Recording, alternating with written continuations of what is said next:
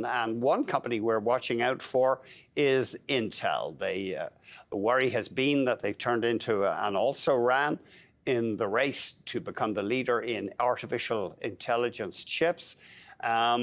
So it looks as though they missed here from what I'm seeing. And they are, oh my goodness, they are laying off workers as well. The Wall Street Journal is calling this dramatic steps to revive its sagging fortunes.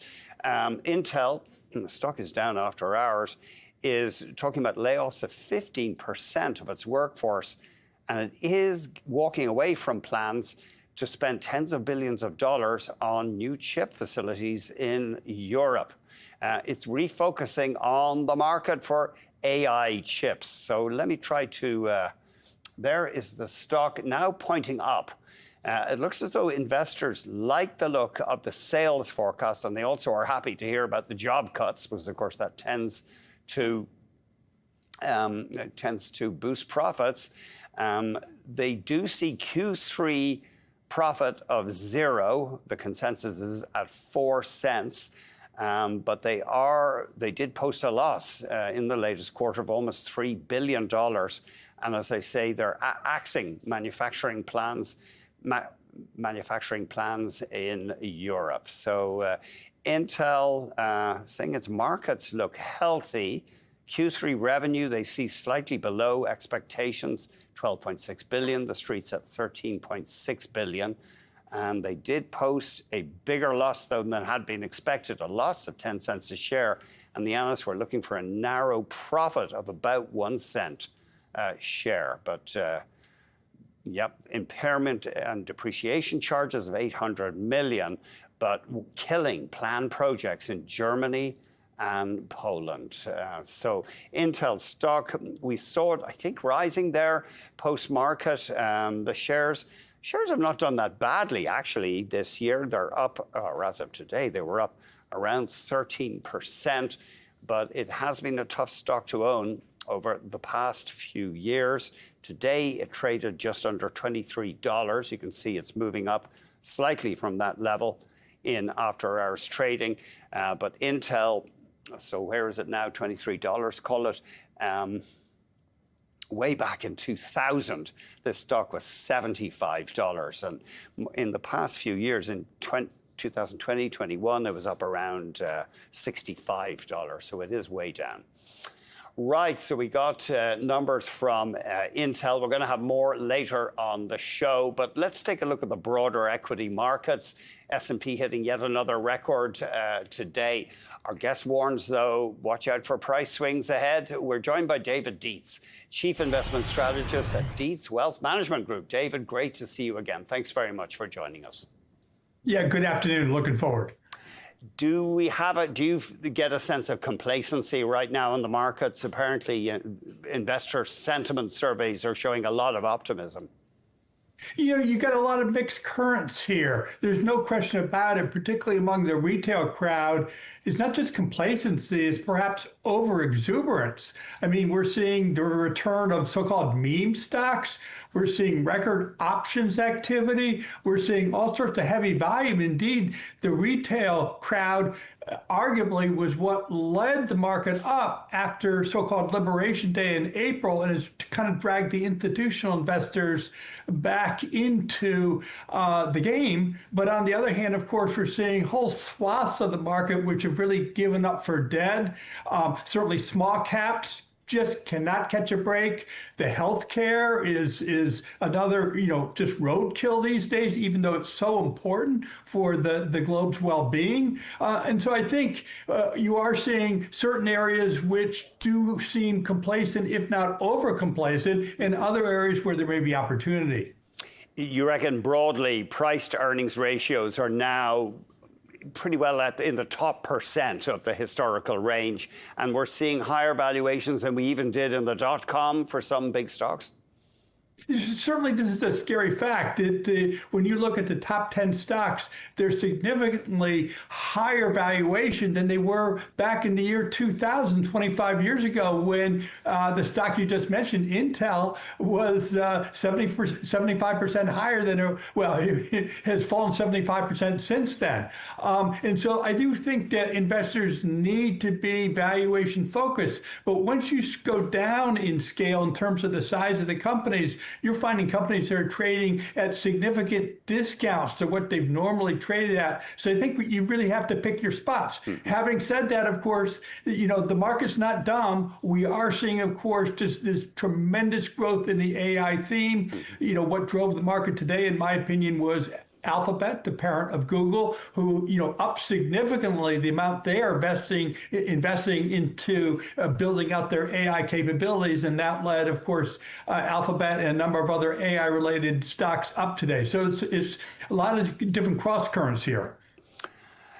The one theme that you're watching, obviously, is consumers. Consumers are about 70% of the U.S. economy. The almighty U.S. consumer seems to be doing okay. I mean, I know Chipotle warned of some weakness in sales, people trading down in terms of their casual dining, but the consumer seems to be holding on in the States. At the end of the day, the consumer is so important because about 70%, but your first line of analysis is always, do they have a job? And we still have a low four-handle number on unemployment. We got the weekly unemployment claims today. It's continuing to trend down. So, you're hard pressed to say that anyone has a problem in terms of employment, and therefore they have the capability of spending. In terms of the retail sector, there is motion. McDonald's, of course, seems to be getting back on its horse. Of course, there's continued strong spending at the discount retailers like Costco and Walmart. But, some of the more higher priced eateries, including Chipotle, of course, they're grappling with higher costs in terms of stuff they're importing from south of the border. They have had some weakness. Of course, that's a stock that has been a perennial favorite, traded at a huge price to earnings multiple relative to the market, and they were down today. You have some stock ideas for us. UnitedHealth, there has been disappointment, worries over healthcare cutbacks, rising healthcare costs. The stock has taken a hit, but you see upside.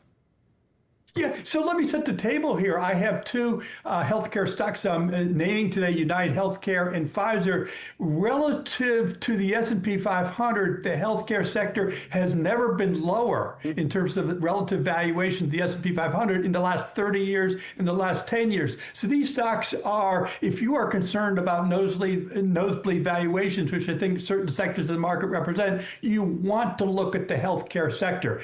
So I love UnitedHealthcare here. It's down about 43% over the last 12 months and so forth, but it is the market leader in terms of providing health insurance and Medicare supplement insurance. And so it is so embedded into the U.S. healthcare system. There's no way it's coming out. They've had all sorts of headwinds, questions as to whether they're overly denying claims, questions as to whether their billing practices in terms of Medicare have been appropriate. Today was another negative headline in terms of the DOJ launching both civil and criminal investigations.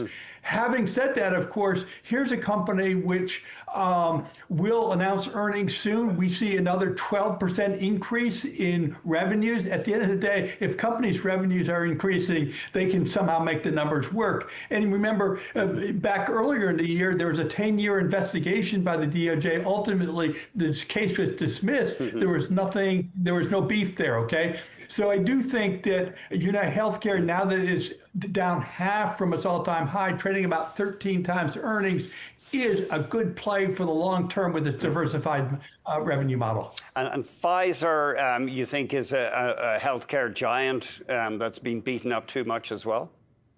Yeah, so what I like about Pfizer is I want to look forward. Most investors are looking backward, saying it did a great job in the pandemic, but now it's facing patent cliffs. Bourlas, the CEO, should go. But what I'm looking at, it is becoming the market leader in terms of oncology treatments, particularly with this antibody units that they're pioneering, which can really attack these cancer cells. That the foundation for all that was made by their $40 billion acquisition of Seagen. So I really think that they're going to become the market leader in terms of oncology treatment, which is where we're all going to need that help, and of course where the higher margins are. And so people need to look forward. So why do you hang in there today? You've got a dividend that's close to about 7%. And we believe that's covered sufficiently. So there's not going to be having to be any cuts in a dividend like we saw, for example, with Dow today. So you've got a blue chip, global capabilities, a pipeline that's robust in terms of focusing on oncology. And so a stock that's down by half from its pandemic days looks like a great bet to me. And finally, Tyson Foods, giant in meat. You like the look of this one?